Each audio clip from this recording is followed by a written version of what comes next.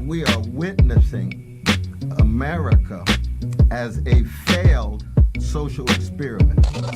How do we tell this story in a way that builds the kind of emotional momentum that colorblind ideology built? So many young brothers and sisters of the younger generation find themselves so far removed from the best of their past. What are we going to make out of the nothing we've been given? How do you envision possibility? Well, hello, everyone. Welcome back, and thank you for joining us on The Tightrope. I'm Tricia Rose, and it's always a pleasure to share this space with my co-host and friend, Cornel West. I know this is probably a complicated question now more than ever, but how are you doing today, Cornel? Oh, I'm holding on, still swinging with that sting in that swing. It don't mean a thing if it ain't got that swing. You swinging and you're swinging. Yeah, exactly, and stinging. Yeah, and stinging. Wow. Well, you know that this moment is it's a dark moment. I feel it's a very intense moment. That's why I was thinking, how do you feel now? Given all that's going on, that song "Nothing Is Safe" really captured some of the fear and worry that everybody's having. I know George Floyd's funeral is very recent. I don't know when we're going to exactly put this episode up, but we know this is on everybody's hearts and minds right now. Absolutely. No, there's no doubt that this is a crucial turning point in the history of the American empire. There's no doubt about that. I think that Brother David's artistry, his powerful rapping, his courageous insights in terms of noting the way in which nothing is safe. I mean, it reminds you of James Baldwin. James Baldwin used to say the choice is between safety and love. And love is never safe. It's always kind of step in the dark, a leap of faith, as it were. And yet it's the most precious and priceless thing in the world. And safety is about the conformity, the complacency that ends up being a form of cowardliness. Mm-hmm. So that the question is, how do you step into the unknown in such a way that you bring the best of the past with you? Mm. You bring all the love and all the joy and all the memories that has gone into the shaping of who you are. But even still, you taking a step into something thoroughly unpredictable. Right. Yeah, no, I think that's a brilliant reading of what he was doing with that song. As usual, I'm in full agreement, but I was thinking on a slightly different track in terms of nothing is safe because, this kind of predatory empire, capitalism that we're dealing with is looking for everything, trying to take everything from us, right? And the darkness of the fear that your life can be, for a $20 bill and the possibility that it was counterfeit, you could end up just calling for your dead grandmother, and that's just the end of that, No, that's very true. That's nothing is safe, right? That's that. But I think that the vicious legacy of white supremacy has been one in which it has tried to convince Black people that we are less moral, less beautiful, less intelligent, ought to therefore feel intimidated and never have anything really safe and never have a home. Mm-hmm. So we had to create home in our language. We had to create home in our music. We had to create home in our relationships that are always dynamic. Mm-hmm. And it's not a safetyness that is static. Right. It's a way of being fortified that's dynamic. Mm-hmm. And I think that comes through in that powerful song, Brother David. Mm-hmm. Well, let me ask you a question before we bring our fantastic guest, David Diggs, into view. I've been thinking a lot about the accumulation of so much Black death in the mainstream visual and social imagination. And I'm wondering, if we thought of this as, I've been thinking, like, how should we think about it? I'm not typically sort of on board with an Afro-pessimist take on how to think about Right. that.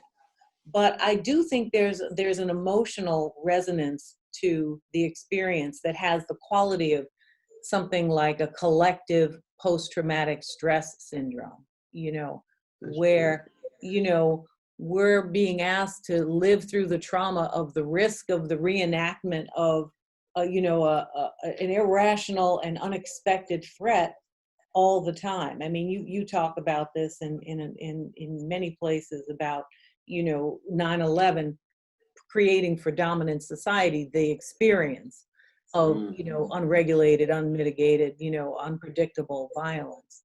But I'm wondering too about how we think about our own sort of collective psyche around this trauma. I mean, you know, I don't want to get too individualistic in psychological terms, but there's a collective psychology that I think this is, you know, something we have to work against. You think? No, absolutely. Absolutely. I think you're absolutely right in terms of first acknowledging it as trauma, as massive trauma. And of course, we Black folk have been on intimate terms with trauma for 400 years.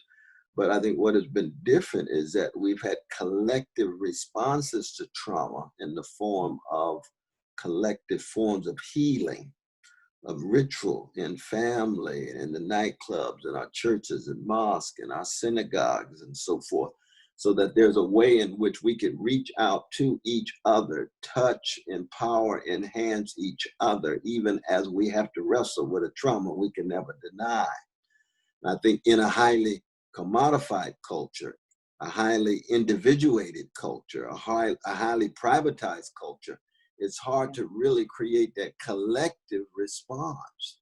Right. See, our churches have been so commodified. Our synagogues, our temples are often so commodified, assimilated into the American life, which is very much about the chasing the Benjamins and making money. Right. That we feel as if we don't have too much to fall back on as this trauma is manifest. And then you've got the corporate media that just recycles the spectacle over and over again of the Black death. That it's important to report, but they themselves could end up commodifying that and thinning it out. Right. And actually, you know, we probably need to have a show on just how we Black folk tend to more and more lose the ability to bury our dead with a dignity and a real substance to it. Now, when the family speaks, it's substance, but so often with Whitney Houston, with moments in Floyd's funeral and so many others, the thing gets commodified. It becomes a spectacle, and people act like they at some Madison Square Garden event. No, there's a dead body in that coffin, and their family and friends are in grief. Speak to them. Yeah. Yes. Well, you know, that's, you know, I think we really should do something on that, because the collective trauma is about, you know, the way you heal that is by confronting what is underneath. That's that dead body nobody's looking at, right? Who's right there. And that's where the pain ultimately is resting, and you can free yourself, you know, if you follow some of the theories of post-traumatic stress syndrome, by being, once you're able to really look at the core, the fundamental loss that this, whatever the death is about, is related to. And I think there's so much on top of that. Yeah. Locked into the melancholia. The mourning has to be healthy and mature so that the melancholia is held at arm's length, because you've got to emerge fortified, ready to fight. You know, Brother Eddie Glaude talks about this in his wonderful essay in the Washington Post about the trauma. And he was talking about the coronavirus. This was before Floyd. Now that Floyd is hit and the virus hits, ooh, it's a dying season. Right. And, you know, honestly, you know, it's the instability and the fear. I mean, you know, our parents after the Great Depression, you know, didn't trust banks, you know, kept them in the freezer, in the wall, and all kind of places, right? And, you know, that's a rational post-traumatic stress syndrome response to the market economy. But the same thing is true for both of these, the long-term effects of Corona on people's psyche, on them trusting collective spaces. How will people hug each other? How will people feel safe that the air between us is not a death air? you know, like that's going to be with us for a while. Doesn't matter we get a vaccine or don't get a vaccine. We're going to have to get highly creative, because Black folk without hugging are barely almost Black. like Black folk without music, you know, and Yeah. somehow we're going to come up with creative, virtual, abstract. We got to have some way of affirming and enabling and ennobling each other. But we'll do it. We are highly creative. No, we will for sure. Lord, I mean, and of course, the creative element will be at the center of that, and that's what we've been. I think, you know, I don't know how intentional, but we've been really emphasizing the power of creativity in the episodes we've been working on together, Cornel. And so we're extending that into more spaces. A really incredibly talented young man named David Diggs, who's a person of many talents. Our listeners today, I'm sure, know him first and foremost from, you know, that remarkable, you know, genre-changing play, Hamilton, where he played. Hey, David, how are you? Hey, how's it going? Hey, there's our brother. What's up, guys? Thank you so much for having me, guys. Yeah, we are blessed to have you, man. We're thrilled to have you. I was just telling our virtual audience that they probably most likely know you first from Hamilton, which was a juggernaut. And hopefully people will know you for your film, which I love, Blind Spotting. And of course, you've been on Blackish. You have a lead role in the new series Snowpiercer. And then as the music we heard at the outset, that was a heck of a mood setter. Woo, that was a mood setter there. Yeah, that was rich, brother. By your group clipping. So welcome. Can I just say thank you. It was such a trip, because I was sitting over here listening to y'all talk about a clipping song, and I have grown up listening to you guys and reading you guys talk about rap music, and really sort of always super engaged with the ways that you have championed and criticized and critiqued the genre over time, and always found myself like fighting with y'all alone in my room about rap music. You know what I'm saying? So to listen to you guys talk about one of my songs was really a trip. Well, we can debate in public now. We can debate on the internet together. You know, that's great, because that's really where I learn the most, hearing, you know, places where people have some disagreement. But I'm glad that we have a chance to be in communication with you. You've done so much so fast. I mean, do you feel like it's been kind of head spinning? Yes and no. I mean, right, if most people didn't know who I was until Hamilton happened. So yes, since then a lot has happened very fast, but I've been making art for as long as I've been alive. And so like for me, it's actually a very slow and long process. And like the work hasn't changed that much, honestly, just more people, which I'm grateful for, but just more people watch me do it now. Right. Yeah. I want to start with Hamilton, because honestly, I want to talk much broader than that. And I'm sure, you know, Cornel has a whole range of things that he wants to do. So I want to make sure we get what I would call Hamilton out of our system. Okay. As it were. Because I think it often takes over your whole creative approach more than it should. This is just my own personal opinion. But so, you know, Hamilton swept the theater world. You know, it was not a guarantee or even a likelihood that a multiracial cast playing major historical white figures using rap music was somehow going to be the formula for success. You know, that's the kind of case where you wish you had, you know, you could put money in stock in Amazon like week one, you know, like, right. Like it was not clear that we were going to buy books online at the time.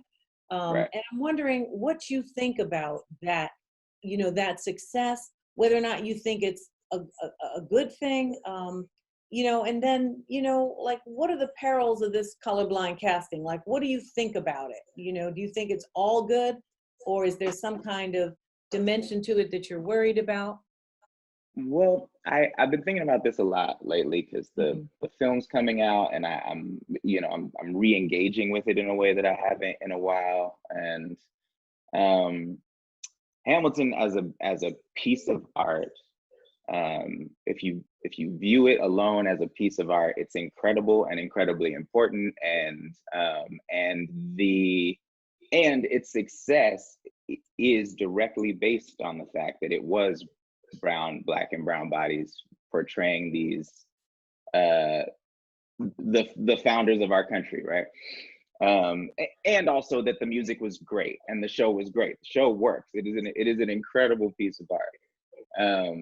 The buy-in to America that I felt while I was working in Hamilton was a particularly hopeful version of it. And it's a product of Obama era, right? I mean, Hamilton came to be, the Obamas had Lynn to the White House to perform the first song from Hamilton when that was it. There was only that first song, right?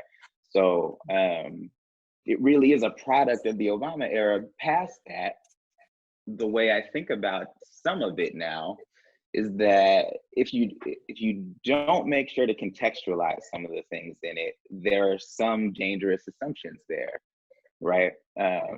It is about the building of a financial system. Because it's about the beginning of the building of the financial system without all of our context and history, because we're starting at the beginning, it doesn't contextualize it as one that is fundamentally racist, right? And so the Revolutionary Act is having Black and brown bodies portray that moment in history. And that states that makes a statement that we should and we deserve to be able to participate in it. And in fact, it was built on our bodies, right? But you kind of gotta make sure to really put that at the front of it. I feel like in a way that, honestly, it was always scared to. Hamilton did not come out and support Black Lives Matter till a week ago as an entity, right? Many of the participants did, but like when Eric Gardner couldn't breathe in New York, Hamilton refused to because it might affect the bottom line of the show, right? So what does that say? That a show built on Black and brown bodies about giving Black and brown bodies a sense of ownership over a financial system that was built on Black and brown bodies refused to publicly support Black and brown bodies. That shit is complicated, So, and I wouldn't say it's complicated. That's pretty simple, actually, now, right. brother. That's pretty simple. That's just a matter of moral courage versus cash making. Right. You know what I mean? Now that doesn't but put down the artistic richness of it. I mean, your work in it, Brother Miranda, I mean, it's a work of genius that you all collaborated on, and that is artistically revolutionary.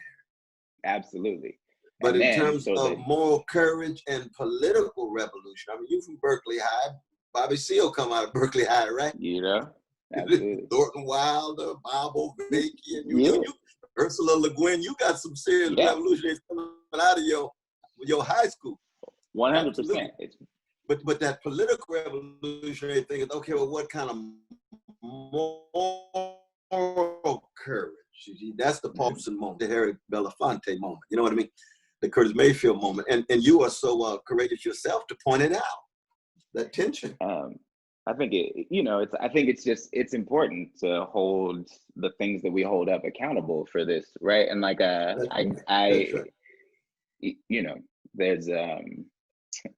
I'm quoted a lot as saying that Thomas Jefferson was a totally brilliant dude and he sucks.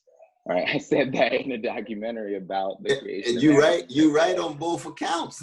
Right, those things are both true, and so you have to acknowledge the totality of the person. I think it's important to acknowledge the totality of the history of Hamilton as it relates to the people who made it, and where you have to view art in the context of the moment you're viewing it in, right? Especially theater. Theater takes place in a time and a place.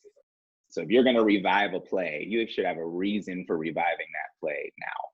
What are you saying now that either speaks to the original motives for it, or that speaks or that reframes it in a different way? And so theater's dead right now, right? You're gonna have to bring everything coming back as a revival. So let's contextualize why we are going to revive these things as they start to come back. But it's going to be fascinating to see what kind of reception it has, because both pandemic on the one hand, and Brother Floyd's body now in the grave on the other. It's a kind of BCAD moment in the culture and in the empire. You know what I mean? Yeah, yeah. Yeah, and as a theater practitioner, I'm particularly sort of nervous. I don't know when I'm comfortable sitting in a theater again. So, you know, like y'all were talking about, the creativity is really going to come into play. How do we gather in a live space, which is different than this, different than anything you can do? How do we gather together and tell stories that way? We'll figure it out, but it's going to be interesting. You know, I'm wondering. Oh, I'm sorry. Go ahead, Cornel. No, you go right ahead. You go right ahead. You know, I was thinking about, you know, this question of revival that you're talking about, but also, you know, in the context post-COVID, et cetera. But I'm also thinking of it in terms of, you know, people are beginning to hold institutions, images, and artists much more responsible for the uninterrogated political consequences of their choices, right? And so while on the one hand, there's no question everything Cornel and you have said are important, right, about the genius of the work and the way it works as a piece of art. But at the same time, you know, the thing that has always worried me about Hamilton, and I don't usually talk about it because I mostly want to support what I think it's trying to do, but I worry about what I think is a kind of colorblind ideology that drives people's enthusiasm for what is going on. That is to say, you know, on the one hand, you know, everybody gets to be black and brown, but I don't see color. You know, Thomas Jefferson can be black or can be played by a black person because I don't see color in the first place, but you're celebrating it because you see color, because you know there's a racial hierarchy and you know that this illusion of color blindness creates racial privilege, but you're going to then tell me you don't see it at the same time. And I'm supposed to get excited about this opportunity for black and brown people to play people who are not black and brown from a non-black and brown perspective, with a soundtrack by black people. You know, it just feels to me like one of these, it's going to be a play that could end up like that statue in Bristol, you know, or the Confederate, you know, flags everywhere. I mean, it is a worrisome thing that, you know, the art might get lost in this potential other political response. I mean, I can see the Renaissance being troubled by the radical moment that we're in. Do you see what I'm getting at? I do. Yeah, I mean, I've been thinking about it a lot too. And there's an interesting,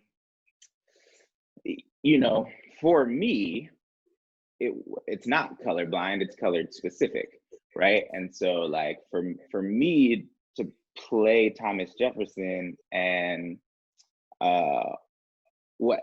there's a moment in Hamilton that nobody talks about really, but the opening of the second act is Thomas Jefferson walking down a staircase being wheeled around by his slaves.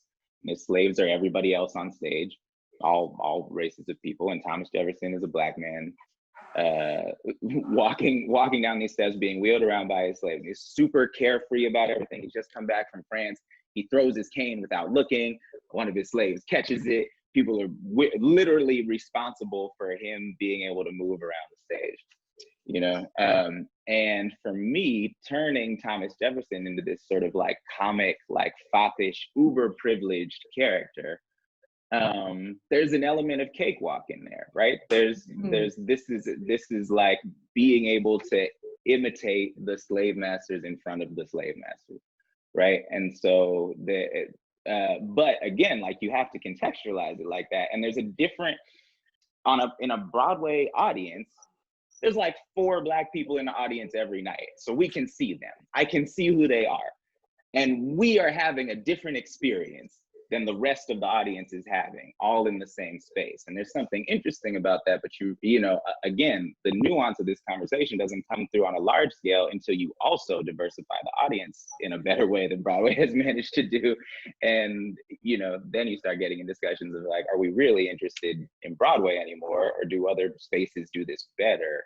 And there's been a ton of, you know, there's been the last few days of really interesting response from the Broadway community at large, having teach-ins and discussions about race and in really pointed, direct terms, and you know, pointing out the fact that the Nederlanders are huge donors to the Trump campaign, have been for years, and they own not only many Broadway theaters, but many of the major touring houses throughout the country. So like, are we still trying to put our art into their pockets so that they can then go fund a white supremacist?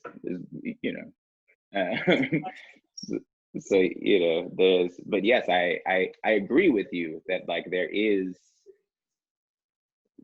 a way to read Hamilton that is colorblind, and that is dangerous, and it is something that should be talked about. I think at least the discussion should be being had, but it's hard to even have that discussion when 99% of your audience is white. Right, and thrilled about being able to support a colorblind, all brown and black cast, you know. Right. Oh yeah, it makes you feel good about yourself. Yeah, exactly. No, that's very right. These are very, very important questions that we're talking about. I mean, you think of the NFL owners, 10 of them who support Trump, only got 32 of them, and yet they tied to, you know, the brothers on the field, high excellence artists in terms of their ability to play the game, and yet in many ways still very much an extension of their owners, because the owners impose their own limits, impose their own constraints. Same is true with Broadway and the dominant forces of Broadway. Once you do a political economy of all of these institutions, it could be Harvard, it could be Brown. Now you see, Berkeley High might be a little different. Berkeley High High's about to get a pass, Cornel. Berkeley High got Black Studies already institutionalized in the high school, 1969. Okay, I'll give them a pass for that. You right. Oh, Lord. It don't mean there no. problems. And at least when I was there, like certainly the rate of D's and F's for Black and brown students was so incredibly higher than the rate of that for white students. I'm not there anymore, so I don't know. And that place has changed so much since the year 2000. So no, but in the end, we don't render exempt any institution, even our own. Right, absolutely. But yes, Berkeley High is a special place. But it's a distinctive site in the culture, though. You can't take Afro-Haitian dance at every high school. You can't take Kiswahili as a language at every high school. That's some California type of love right there. That's the Bay Area. That's the Bay. Yeah, that's the East Bay too. Yeah, that's the East Bay too. That is. Because they don't have that. Y'all two are getting real micro analysis out there. Showing your West Coast roots. I did live in Santa Cruz for 4 to 5 years, so I'm trying to rep the West Side, a little bit. Oh, yeah. We didn't have no Swahili in Santa Cruz that I knew. So, David, tell us a little bit about how, given you clearly are thinking very deeply, not only about the creativity, but the political context, the range of political receptions and socialized approaches to performance. So talk a little bit about how you select roles. I mean, you're well known enough now and regarded enough to turn things down, right? We're not always able to turn things down, but you can turn things down now. Why would you turn things down? What are the limitations that you have applied to your own creative commitment? Well, I try, I try not to pigeonhole myself. So that's a luxury I'm trying to keep open, because it gives me the ability to turn things down, is to be able to be seen in a lot of different types of roles. So I'm always geared, I'm sort of looking for something I haven't done before generally. But also, I think one of the more political stances of mine is I try not to glorify stupidity, which is not to say foolishness. I love playing a fool, but I like the fool to have context for their decisions. I like there to be a choice being made, as opposed to this is a joke that there's no reason to make this choice, right? Because I think there's a great devaluing of education going on. That's a political act, and honestly, it serves the right mostly, right? Because in my opinion, like the far right survives by getting people to vote against their own best interests. which only happens if you are capable of not educating folks. So I try to the best of my ability to not play stupid people. I'm happy to play misguided people, or people who like are still trying to figure things out. But if at their core they are dumb, I don't want to glorify that kind of thing, because we do a lot of building up idiots, and like why should we glorify that? I also try for myself not to subscribe to things, or not to play things that present a monolithic version of Blackness. I'm mixed, so like that, that's never been part of how I see myself. But also, I think my particular contribution is in diversifying the way that we see Blackness. That is one thing I can do in my work. So if Black can be everything, then let me try to be everything, as opposed to sitting in spaces that try to present Blackness as one thing. Those are two answers that come to the forefront quickly. And then, to the best of my ability, try to follow the money trails and figure out who I'm supporting and how I'm supporting them. But like, I work for Warner Brothers and Apple and Disney, and right, like at a certain point, anyway, the more economic freedom I get myself, the more rigorous I can be about those things. But like, did I do a commercial for a banking app? Yes, I did. Is one of the banks that is funded by that app Bank of America? Yes, it is. Am I a huge fan of Bank of America? No, I'm not. So, so it's always something I'm trying to think and become more clear about. But I'm sort of in conversation with myself and with my team in terms of what is, as my choice becomes more public and more important, right? Or when you're less known, you choose things and you happen to become known for them. And then at a certain point, the fact that you are choosing a thing becomes an event. And then at that point, I feel like I have to be a lot more careful about what it says that I chose this. Right. I'm just thinking, go back to this issue of your vocation.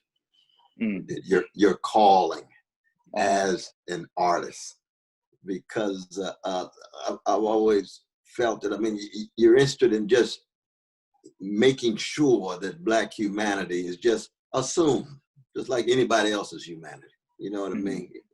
White humanity, Jewish humanity, Arab humanity, Muslim humanity, just humanity, just presupposed. Nothing to have to prove to people. Right. And yet at the same time, we've got all of our own incongruities and contradictions as human beings, even before you get into the politics. Right. But how did you wrestle with your calling as an artist at the historical moment that you did, in light of those deeper issues of trying to keep track of humanity? Oof, great question. Yeah, I know. Cornel brings it kind of hardcore, Yeah. That's a good question there. It is. I think the Berkeley-ness of my upbringing, right? The Bay Area-ness of my upbringing actually did help with that. Like being an artist as a person of color was way more normalized there than I think it was in a lot of places. Yeah. And there was already sort of a higher tolerance for difference in that space in a lot of ways, right? And like a pushing towards it. So like, I have a good friend who's writing like a period piece about Berkeley High School in the 90s right now. And it's interesting because as we talk about it, like one of the main sort of pillars that he leans into is that an interesting difference between that high school and a lot of ones that we talk to our friends about later in life was that it was the weirdos who were kind of idolized. Like difference was celebrated in a way. And so I think in that sense, I sort of grew up with a fair amount of freedom to discover and encouragement, positive reinforcement to be an artist, right? But then later seeing how that, like, so when I left and came to Brown, And I had this interesting experience at Brown University where for the first year or so that I was there, I could not for the life of me understand why every Black person I saw wanted to shake my hand or dap me up. Like, we ain't friends, I don't know you, right? But it was like every time, oh, what, you know, I was just like, this is weird, and I don't get it. And because I had never categorized my Blackness as being part of an endangered species, but when you see like another, if you're a unicorn and you see it, Lynn said this to me one time about freestylers, right? It was like, if you're a unicorn and you see another unicorn, you're like, oh, there's another unicorn there. I better hold on to this unicorn because I've never seen another one before, you know? But trying to figure out how and at that time, like, you hear how I talk now, I was even, because I was young and could not be concerned with making things understandable for anybody and didn't even understand what I thought. I was just, every piece of writing I did was just a mess of different references pulled from all over. It was just quote, quote, quote, quote, quote, with zero explanation of it and just expecting people to keep up. And how that situated itself in terms of like the sort of more overtly political work that some of my peers were doing, my Black peers specifically were doing. Like, it was always hard for me to feel like I could interact with that space because I've always maybe had the luxury of feeling like an artist first and an activist by birthright, right? But so yeah, I'm still in process with that, as I am with everything. I think. Yeah. No, it's true for all of us. All of us in process now, brother. Yeah. We all in process wrestling with this. Definitely. Yes, indeed. So you're such a Bay Area person, you know, in your sense of self. I mean, of course, in your, you know, as you were saying, in your artistic self. And you know, you're from Oakland, but you went to Berkeley High. Is that right? Right. Mm-hmm. So Oakland is really your heart hometown, right? Yeah, but for the Bay folks who are out there and will understand the specificity. Like I'm from Oakland. My dad has always lived in Oakland. When my mom went back to school, she moved into the University Village, which is in Albany, California, a little tiny town. There was student housing there for grad students with families. Really good public school system in Albany. So that was like, so I got to go to these elementary schools in Albany from when I was about 9 until I was going to high school, at which point my mom was moving to El Cerrito, a little bit further north. Neither El Cerrito High nor Albany High at the time had a track team or a drama department. So I went to Berkeley High. I got like a real interdistrict transfer to Berkeley. Normally, when you go to Berkeley High, you just use a fake address. But so you could pretend you lived in Berkeley. Everyone wanted to go to Berkeley. I got a real interdistrict transfer because I was a Black kid with good grades, and they didn't have any of those. So I was legally living in El Cerrito and going to Berkeley High, which was rare also. So there's some like Bay Area politics for you. Right. No, that's it. Those are really important distinctions you're drawing, because what you're illuminating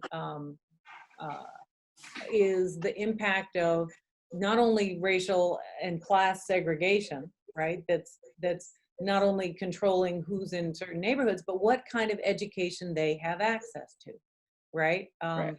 And that's what your movie was about in many ways. I mean, Blind Spotting, you know, is a really terrific film that you and I think Raphael Casals, is that how you say his last name? Casals, you know, really put together, and it's about, you know, the gentrification of Oakland, but it's not really just about the gentrification of Oakland. It's about the loss of sort of a sense of place and community, but it's also about the policing of the community and hanging the threat of unregulated violence over the community through two main characters. So, you know, I guess what I'm saying is Oakland is really important to you, and that whole sense of space and, you know, access and community and resources. It seems like that was an important driving force for Blind Spotting. Yeah, definitely. And I think Oakland, as it continues to change, and when did we do this play? In like maybe 2005 or something. Chinaka Hodge, one of my favorite writers of words, who is a film and television writer now. She wrote a play a bunch of years ago called Mirrors in Every Corner that I was in. We did it in San Francisco. It was about a family in West Oakland. And it opens with the line, "I swear to God, it used to be a black town." Right? That's the opening line of that play. And I hold that with me all the time.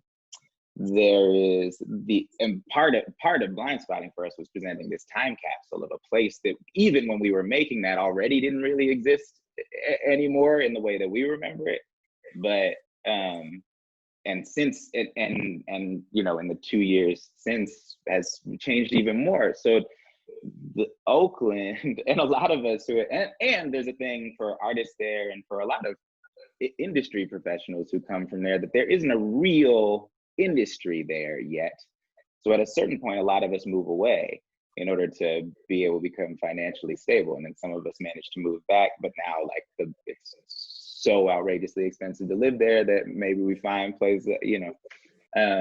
So the Oakland that exists in my mind that is so foundational to me, I begin to realize is not really the one that exists. And so it's interesting when I go back there and work with young people or go visit schools or host events there, where I'm sort of, my identity is in conversation with a different place. And there's something, and so Blind Spotting deals a lot with that for both of the lead characters, one white and one black, right? But what happens when the thing that you identify as, that neither of these characters are well traveled or have gone anywhere, like really like your block is what you identify as, that is home. When that foundational thing changes out from under your feet and all of a sudden you're not welcome in the place that is home to you, and you are policed different when you got a barbecue Becky calling the police on a thing that you grew up doing literally every weekend, there's an identity crisis there, and there's a kind of trauma in that, in the demographics of your neighborhood shifting without input from you at all, and then all of a sudden you are legally less welcome in your neighborhood. Yeah, right? you're a Like, menace to your own society, your own community now to them. Right. Yeah. So Yeah, that's heavy. I mean, it's always struck me too that if you take two hated and hunted people, black people, Jewish people, black brothers and sisters, Jewish brothers and sisters, and to see that kind of hybridity within our culture, our families, our persons, and how to tease out the best in both traditions. Tease out the best in both traditions in such a way that you still are distinctively you, and yet the histories of black people, the histories of Jewish people still filters through you as you critically filter how you choose to be given that kind of hybridity. Could you say a little word about how you wrestle with this, my brother? Yeah, that's, dang, Dr. West.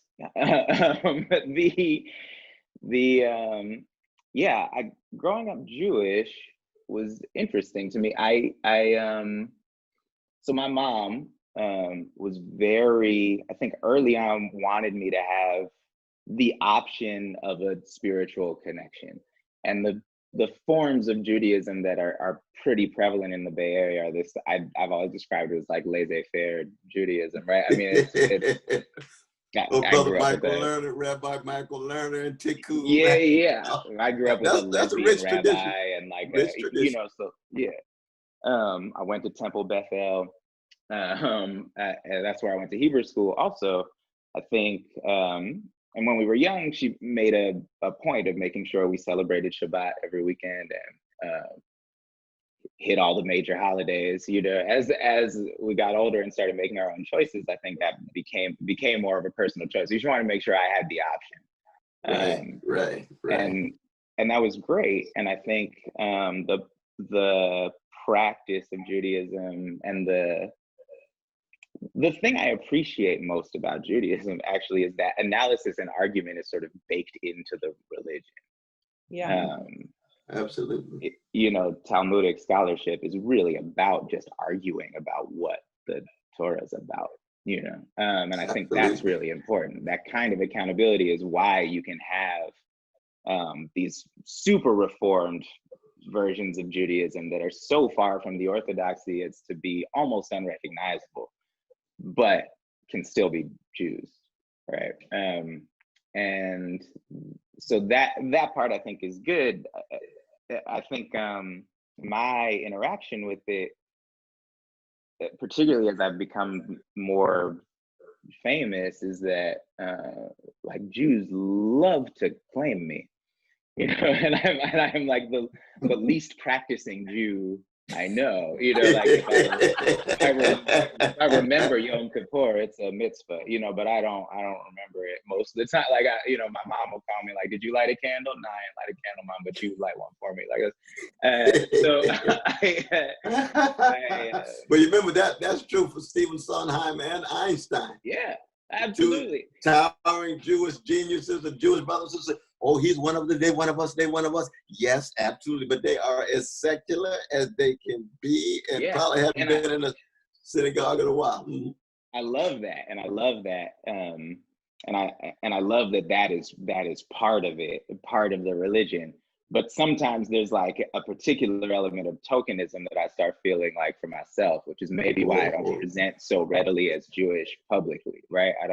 I never deny it when it comes up, but I don't speak about my Judaism in the same way I speak about my Blackness. And I think part of that has to do with like a complicated feeling of there being like a love for me being Jewish, in part because I am also Black, and that points at the very connection that you're speaking of, which is true, but also seems to like hold it up as a thing to show off, as opposed to a thing that just happens to be the case, you know. Yeah. And situates one as kind of the guiding one of the other. This is a Black Jew, right? Not a Jewish person who is Black. Right. Wow. Mm-hmm. So that was very rich. Yeah, that was a great question, Cornel. I didn't know where that was going. I love listening to you, because I was like, oh, we turned the corner. Okay, all right, okay. No, I know, David, I was feeling a little scared for you. I was feeling a little scared for you, David. I was like, okay, good luck, brother. See if you can answer this question, Samurai. Good luck. But he answered in a beautiful, powerful he killed way. it. Yeah, I know. Absolutely. He came around the bend. Yeah. So tell us a little bit about the creative influences that you think are most important. Maybe, I mean, you span so many different kinds of artistic expression. You see yourself, you say, primarily as a rapper. You say you always say you write rhymes, or you write bars, or you write whatever. I forgot your exact phrase, but I write rap songs. Yeah. You write rhymes. You know, and you are an actor, and you're a producer, and you're a writer, and, you know, a theater performer. I mean, that's a lot, you know. Are you also a dancer by any faint chance? Will you throw that? Okay. All right. No. But you got enough, you know, genres and areas. Who are your influences? What are your major, you know, creative muses that shape any aspect of what you're doing? I think, I mean, rappers from across the spectrum, and I'm because that is like how I self-identify most. Like that's the thing I dig into most. So every Friday I'm listening to every rap record that comes out, and that is my research, you know. But so E40 is my favorite rapper of all time, always and forever. Anybody can fight me on that. Really? Oh yeah. 40 Water's my dude. Now E40 from Vallejo, though, isn't he? Yes. Vallejo, like Sly Stone. Vallejo in the house. But I also love maybe the two most foundational rappers for me in terms of how I actually compose music are E40 and then this cat Aesop Rock. White dude from Long Island, right? Who was also really foundational for me. But you know, I'm a Busta Rhymes fan. I'm a Kendrick Lamar fan. Rhapsody, who you had on, is one of the best doing it right now. I grew up loving Outkast. I grew up loving the whole No Limit catalog and the whole Cash Money catalog. Lil Wayne to this day is still one of the greatest to ever do. Like nobody raps like that dude.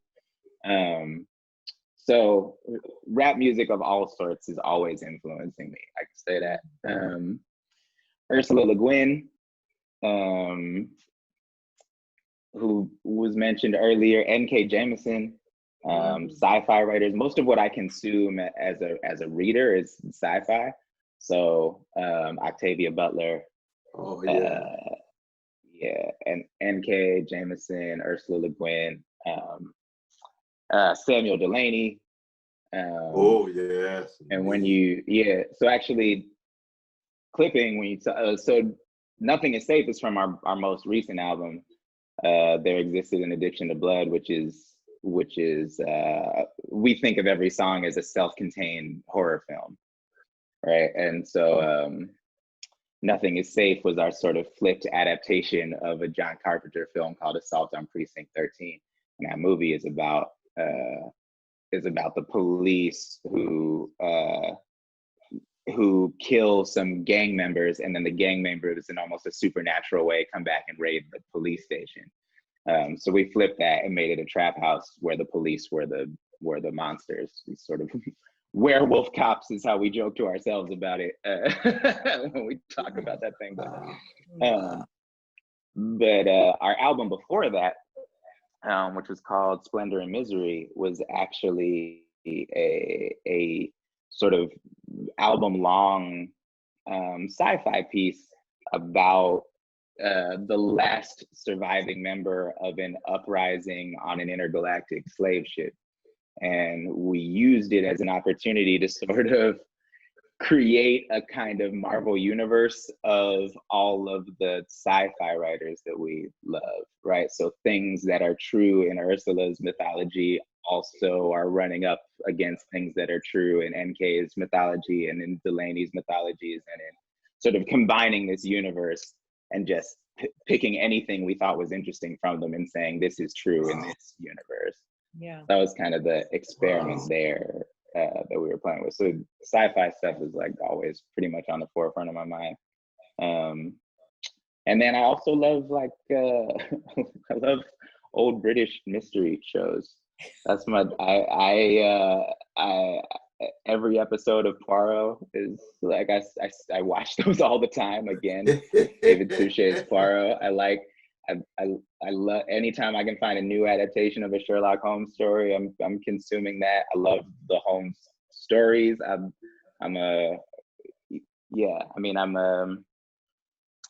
So mystery stuff. I also consume a lot of. Wow. Those are kind of my lane.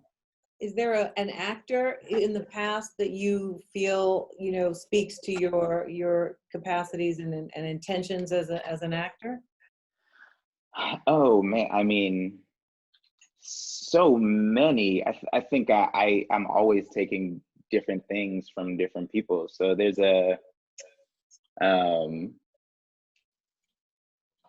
love the sort of, I grew up watching old movies. I loved and old comedies, right? So I used to love Abbott and Costello and Charlie Chaplin and these kind of old, kind of classic comedians. There's something about things that are just funny, that are undeniable. There's a rhythm to that. That's all timing. Comedy is all rhythm, and I think actors who really get that are able to apply that to all of their work. It's really about breaking something down to the like fundamental feeling element of it. So I used to study those guys a lot when I was too young to know that I was studying them. But I love, I just like watching actors act. I love watching Denzel Washington act. Denzel is one of these people who, the magic trick for me when I'm watching a Denzel performance is it's not the kind of like transformative character-y thing a lot of times we think we are looking for when we watch a great actor. When I watch Denzel, for me, he always feels so connected to me as an audience member through the camera. And that's a trick, I'm trying to learn it. because I think it's totally brilliant, where there are moments in films where I feel like he looks at you and says, watch this dope shit I'm about to do. And then he does it. And you buy it in all the context of it, right? Like you buy the wink, you buy it grounded in the moment. It still manages to tell the story. It doesn't derail the story. That kind of magic trick is something that I find so that's so true. Trying to figure it out, you know? And he can do it on the stage. I saw him do Hickey on Iceman Cometh, Eugene O'Neill. He can do it, Malcolm X. It's so true what you say. Yeah. But but David, when I watch you act, and I'm thinking here of Snowpiercer, Blackish, and the film, you're able to. There's a kind of it's a very, I would describe it as a West Coast energy that you make people come into the area you're creating, but they're kind of, it's almost like virtual reality. They're walking around, they're curious, they're not really sure, they don't feel threatened, but they don't feel like everything's predictable. It's an energy that you exude. I mean, nobody can be Denzel anyway, because Denzel's Denzel, but that's like, your energy is very specific, I think, and it's a pretty extraordinary energy that you bring people in on. That's true. That's wonderful of you to say. I still don't know what I'm doing. So I'm just trying things, particularly in the TV space, because I still haven't figured out how to get what I think I'm doing to match what I see when the thing comes out. But I think that, it is energy, and it's rap songs. I write rap songs. That's it's rhythm changes. When I'm looking at a script, I'm making character choices and whatever, but shooting a scene is particularly about the rhythm changes in the scene. I think that's where for me at least, that's how I understand the story. That's where the story is told. And that's something that all of us feel. And so I think as I've figured out how to sort of zero in on what I think my job as an actor is, right? It's a particularly, actually pretty small piece in a much larger machine. I am responsible, but it's not an unimportant piece, is that I am responsible for this character's portion of the story. It's all about the story. If the story doesn't come across, every piece of it failed, right? And we all have to work together. This isn't anything in a piece of theater or in a film or a TV show, whatever. We all have to work together to make sure that the story comes across in all of its nuance, and it can say all of the things and raise all of the questions that it's trying to raise. My job as an actor is to take this character's piece of that story and make sure that we can track it.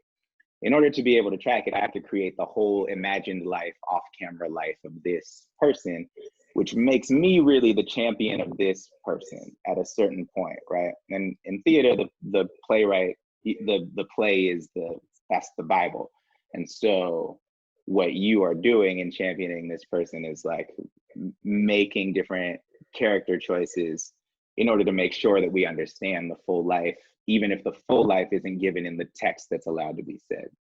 In the TV space, you actually have to fight a little bit for your characters. I think you have to, once you believe that you know them really well, you have to be in conversation with the writers who maybe you never meet. But as scripts come down being like, Leighton wouldn't do this. This is not a thing he would do. And I know that better than you, because actually I've been here longer than you have been playing. At this point, I've been playing this character longer than most writers have been on the show. So, you have to those kind of conversations are interesting to me. But my job is the same. It's to make sure that the story holds. And for me, like the best way to understand a scene is by the changes of rhythm in the scene. And you can feel that no matter who you are, how you're approaching the thing. That's why music works, right? That's why we can all understand the emotional content of a piece of music that has no words in it. Or if you don't speak the language that the song is in, you still understand it. For me, most of that comes down to rhythm changes. Mm-hmm. Wow. Well, you breaking down some very profound insights into the making of the musicality of narrative. Drama. I tell you. Yeah.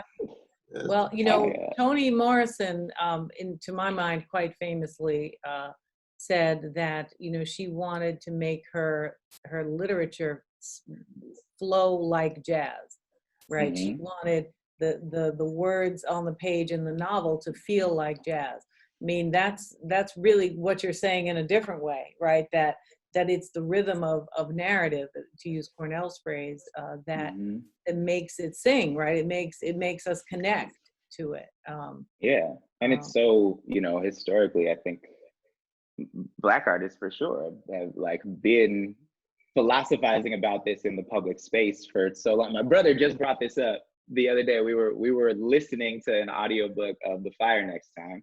It was like a week ago, right? Because that feels particularly relevant right now. And we were listening to it, and he brought up Aqua Boogie by Parliament, that's my favorite band of all time, George Clinton, Parliament Funkadelic. But with the rhythm it takes to dance to what we have to live through, you could dance underwater and not get wet. That's that. What a cold statement in a song that really is a bunch of sound effects of a pterodactyl shouting at Sir Nose, who's trying to be underwater and he can't swim, right? So but that line, that is such a cold line. Oh, that's cold. I missed that line. I gotta go back to that one. What album is that on? It's on Aqua Boogie. It's okay. Yeah. Okay. Corn, you were gonna say what? I'm sorry, I interrupted you. I had to get the citation down. I was just saying, I mean, that's Bootsy saying he hates water because he can't swim. There's so many different profound formulations that you get from George Clinton and Bootsy and Catfish, all of them together. But it has much to do with what August Wilson used to say, which is when Black people perform, they authorize an alternative reality. And be able to be in the water, not wet, to be on the mothership away from a white supremacist world that is putting you down, but you still preserving your sanity by not being stupid, but being foolish in the most profound sense of what it is to be a holy fool. Amen. Which is the same thing we were doing in the late 90s, early 2000s in the hyphy movement in the Bay, this particular era of rap music that's super important to me, but that got very little national attention. But when we went out to the party, we would dance and we called it going dumb, right? And the philosophy behind that for me was always, you can call me dumb for so long, I'm gonna show you how beautiful dumb is. I'm gonna show you what exactly dumb looks like. And we're gonna act a fool in this incredibly profound way. And there was this moment in the Bay where everyone was wearing crazy huge sunglasses, and we were like wearing prints that didn't matter, like exactly matching colors and dressing up like crazy. And the women were dancing with women and the men were dancing with men, and everybody was going out just acting a fool everywhere. And it's such a interesting foundational moment for me. They would play, these songs would come on the radio. This is where ghostwriting came from, right? We would all hop out of the car at the stoplight and just hold up traffic and party in the middle of the street. And it's that same thing. It's that same thing. It's this performance of, despite everything that I have been through, that you have put me through, watch my joy. Right? That's right. You have to stand on the sidelines because you're actually never gonna feel it. Right. But right. And you're gonna have to watch, because we're gonna do it at the stoplight. Yeah. Right. So this is amazing. Thank you, David. I want to get in at least one question from the audience. We promised to engage with them. Some of them we've actually answered along the way, which usually happens. But there's a teacher who is asking, she's in Richmond, or he or she, a kindergarten teacher. 93% of those are women, so I'm going to just assume for a moment. Oh yeah, here we go. Abigail Prather, Richmond, California, and she's a kindergarten teacher. She would love to see music, geography, and culture taught in our schools. And she's wondering what can be shared with children at a young age that would create curiosity. So based on your creative influences, thinking of your own childhood, what would you recommend that our educational system for young people be about, in addition to Bootsy and George Clinton? all that. And I mean, I think just finding time to play music. I think my mom was a DJ, right? So I grew up with music, and I had this luxury of being able, because of her record collection, my dad's record collection, and all this, to be able to stumble across music and discover it in my own way. And kind of the way we put books in elementary school classrooms, like way more of them than we'll ever read together as a class. So in free time, like kids can go and interact with books and make their own choices about things. And that's great. And we can do the same thing with music. And there's something I think that was particularly important to me about learning how to use a record player. Maybe this is just me being old at this point, right? Because nobody does this, but there's a particular way you have to interact with a physical thing, particularly when you're young, that makes it special to you. And so books are special to me. Vinyl is special to me because I went through and dug through my dad's things and found an album cover that I thought was interesting, and then would go put that on the record player and see what it sounded like, or always go and look at the actual record spinning when my dad was playing, you know, like whatever we were listening to while he was cleaning house. And I think any way as a teacher for me, when I was teaching, I would bring in music all the time, because I do think it, artists in general across time, I was talking to some kids about this the other day, are interpreters of data, right? We're actually like the cultural data analysis is what we do. So we can see something out there and break that down and take a number, basically, or an observed behavior, and break that down into something that can be felt. Right. And oftentimes that's the best way to get people to act on a thing or whatever. But I think as that relates to young people, music gets in you in a different way. I don't know. When I was in kindergarten, our music teacher, this was at Walden Elementary School, which is a very Berkeley elementary school, that our music teacher only taught us Beatles songs, as far as I can remember. I definitely remember like learning Lucy in the Sky with Diamonds when I was, when I was 7 years old, and I didn't know what that was really about, but I did know the song. And so right. But your idea is really great, because although it would be hard to reproduce the beauty of record covers and that curiosity, because you're like, wow, what's going to go on in here? But the digital world can be so amazing. You could literally press buttons, press numbers, do it randomly, have a screen of images of the album covers, and kids should really be able to hear all of the traditions, right? All of the music. You could do global, every genre of every country easily.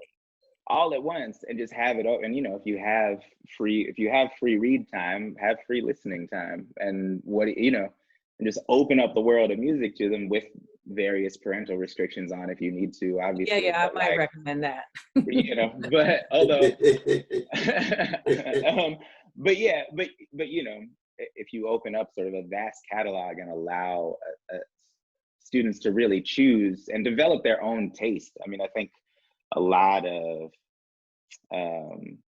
sometimes we tend to get like frustrated with whatever is popular for a younger generation, but whatever is popular for a younger generation is really just the moment at which a critical mass of young people decided to take their responsibility for their own taste. Like that's that moment, and we shouldn't understand that, right? I became aware that I was no longer a relevant piece. My taste was no longer relevant to the discussion of pop culture, like a few years ago, because it was really, I was listening to Lil Yachty, who I'm a huge fan of, love his work, but listening to Yachty, realized that my taste was not taken into account at all when making this music. It is so far outside of anything I would have independently chosen. So I'm too old. It's not for me. I can enjoy it. I can sit on the outside of it and watch it, but that's not for me. I don't get to discuss it in the same way. I don't get to have the same cultural attachment to it. Well, I mean, you're very generous. You're passing the torch a little fast, because I feel like we still should be able to make a critique of Little Yachty. Like you and I might have you to can text critique it all you can absolutely critique it. Right, Your but critique doesn't matter to popular culture. I understand that. But see, I don't agree with that. I think it doesn't matter to mass culture, but I actually think it does matter to popular culture, because when popular culture is to me, really making its own generational mark, it's in conversation. It doesn't have to be with elders per se, but with other musical traditions in a way that respects something bigger than what's going to be simply consumed in a short-term way. I mean, I respect your point about generations, because, you know, it's true. My hip hop's not somebody else's hip hop, and 9 out of 10, I give them songs from 20 years ago, and that's just the reality. It don't matter what I listen to, you know, I still feel that's where where I came of age. But I do think there's a mass cultural influence that is problematic in the way that in the way that it controls what we think is generational voice, which is really something else. I don't disagree with you, but you're right that I am probably conflating mass culture and popular culture. But I will also say that as it relates to hip hop, most people who interact with it in a way where you find, if you're into something different, you're gonna find that. And because of where we are situated generationally, like I don't have the same kind of access to the younger artists, to the breadth of younger artists as younger artists have. So I only really, unless I'm working for it, I only get exposed to the mass culture version of that. That doesn't mean that those songs aren't also in conversation with a whole bunch of other folks. That's true. And I also think that, because I used to think about this in relationship to my love of Cash Money all the time, right? Of that particular genre, and how that was always being criticized. But when you listen to Birdman talk about I'm not gonna big up a lot of the things that Birdman has done in his life, right? But one of the things I will point out is that it was a choice in a moment where there was the particular way they were engaging in capitalism was revolutionary. Black folks weren't supposed to have Rolexes like that, but also they could have bought any car. They bought SUVs because they wanted it. And you've listened to Birdman talk about this. We wanted it to be something that our community could actually obtain at some point. We could have rolled up in Bentleys, but we didn't at that time because we had never seen one of those in our neighborhood. So so with even in that particular moment, problematic in a lot of ways, but I think oftentimes a lot of that music was dismissed as being not in conversation with the culture. And I actually think that they were being very deliberately in conversation. I just think. Well, you and I might have, I actually agree with you about that case. But we don't have, as they say, we ain't got time to do all that today. We're gonna have to bring you back to have that nuanced hip hop chat. Go ahead, Cornel. Sorry. Oh no, I'll just say E40 forever, Sly Stone forever, Funkadelic Parliament forever, and Brother David Diggs. Definitely. What a blessing to have you. Yeah, thank you so much. This has been great. This has been so rich, man. Yeah, I feel like we're just getting started. We should all be somewhere. No, we got to bring you back. So we got a clock on us, bro, but we can do it. We can just hop on a Zoom anytime. I just love being able to talk with y'all. So thank you. This is such an honor. Thank you, it's a blessing. Brother. We adored it. Man. Thank you, dear. Salute you, my brother. Yeah, let's stay in touch. Good luck. All right. Definitely. Yeah, that was beautiful. Cornel, you got any closing thoughts, or should we say? Well, it's just he's a special kind of brother, He's deeply rooted in particular rich traditions. He's got this universality that embraces the world on every level. He's multi-genre. It was really, really quite a joy to be in dialogue with him. Yeah, it was. It was refreshing and honest and interesting and. Absolutely. And we got to get you to riff on Erasmus and the Fool at some point. Because we ran out of time today, but maybe because I think that's important. A fool, not an idiot, right? A fool. No, that's true. That great classic in Praise of Folly. Yeah, 1511, Erasmus, Praise of Folly. Yeah. But it goes all the way through the holy fools of Russian literature. Yeah. Zosima and the brothers Karamazov. And also all the way up to the great Black comic artists. Mm-hmm. The Miles Mays and the Richard Pryors and the Eddie Murphys and company, Monique's and others, being able to use their tremendous artistic powers to tease out the incongruities, to show the foolishness of what appears to be so normal and routinized. Right. It's a very, very indispensable tradition, really. Yes, and I think we need it right about now as much as I can Ooh. remember. Isn't that the truth? Isn't Well, that the Dr. truth? Deere, Dr. Friend, Dr. West, it's been so great to talk with you today on the Tightrope. I know we'll be meeting again soon, and we want to thank our guests for being with us, and join us next time on the Tightrope. Thanks, everybody.